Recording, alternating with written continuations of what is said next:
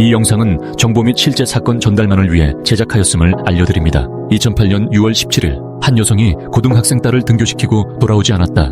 모녀는 그날 이후로 연락이 끊겼고 14일 뒤 싸늘한 주검으로 발견됐다. 집 근처에 사는 20대 남성들과 차량에 탑승한 A씨는 이동 중 은행에서 1억 원을 인출했다. 그때까지만 해도 아무도 이런 끔찍한 결말을 예상하진 못했다. 집 나간 며느리, 손녀, 시어머니의 신고가 수사의 시작이었다. A씨의 시어머니는 며느리와 손녀가 아무 이유 없이 사라질 리 없다며 경찰에 실종 신고를 했다. 학교, 은행 등 모녀의 동선을 추적하면서 시작된 수사.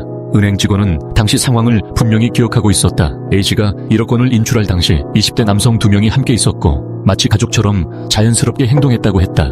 은행 직원은 수상했지만 강력사건일 거라고는 상상도 못했다고 밝혔다. 경찰은 바로 강력사건 가능성에 무게를 두고 수배 전단을 배포하고 수색을 시작했다. 모녀 시신은 14일 후 강화도의 수로에서 발견됐다. 7월 1일 강화도 갈대숲 안쪽 수로에서 부패한 시신 2구가 발견됐다. 모녀는 성폭행을 당한 후 질식사한 것으로 드러났다. 이 시점에서 수사는 살인사건으로 전환됐다. 그때 한 동네 주민이 경찰에 쪽지 하나를 건넸다. 며칠 전부터 A씨 주변을 맴돌던 차량이 수상해 번호를 적어뒀다는 것이다. 그 번호는 바로 같은 동네에 사는 26살 안씨의 차량이었다. 이일새 학교 전화번호를 물어본 통화까지.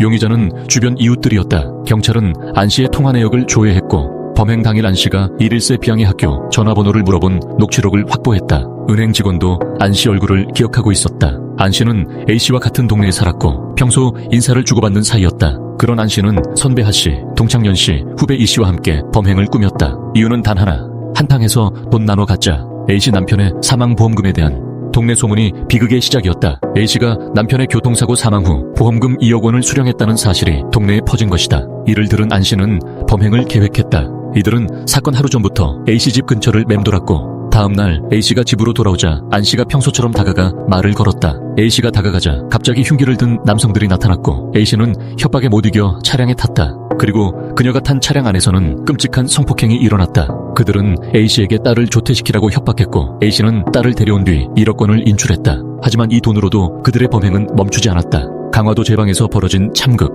안씨는 딸 B양을 데리고 제방으로 향했고 다른 일당은 A씨를 먼저 살해했다. 뒤이어 B양도 성폭행 후 목 졸라 살해됐다. 모녀의 시신은 갈대숲 깊숙이 유기됐다. 일당은 본을 유흥비로 탕진했다. 2년 전 살인까지 드러난 후속 수사. 범인들은 사건 발생 24일 만에 모두 체포됐다. 1억 원은 중형 세단 구매, 유흥비 등으로 순식간에 사라졌다. 그러나 체포 후 또 다른 충격적인 진술이 나왔다. 주범 하씨와 안씨는 2년 전 하씨의 이복 여동생을 살해하고 시화 후 매립지에 안매장한 사실까지 자백했다. 재판 결과 2009년 1월 하씨는 1심에서 사형, 안씨와 E씨는 무기징역, 차량을 운전한 연씨는 징역 5년형을 선고받았다. 하씨는 항소 끝에 무기징역으로 감형됐다. 나머지 3명은 원심 그대로 형이 확정됐다. 현재도 하씨와 안씨는 교도소에 수감 중이다. 모녀가 마지막으로 탔던 차의 번호판, 그걸 적어낸 한 주민의 쪽지가 사건을 끝내 풀었다. 시청해주셔서 감사합니다. 구독 눌러주세요.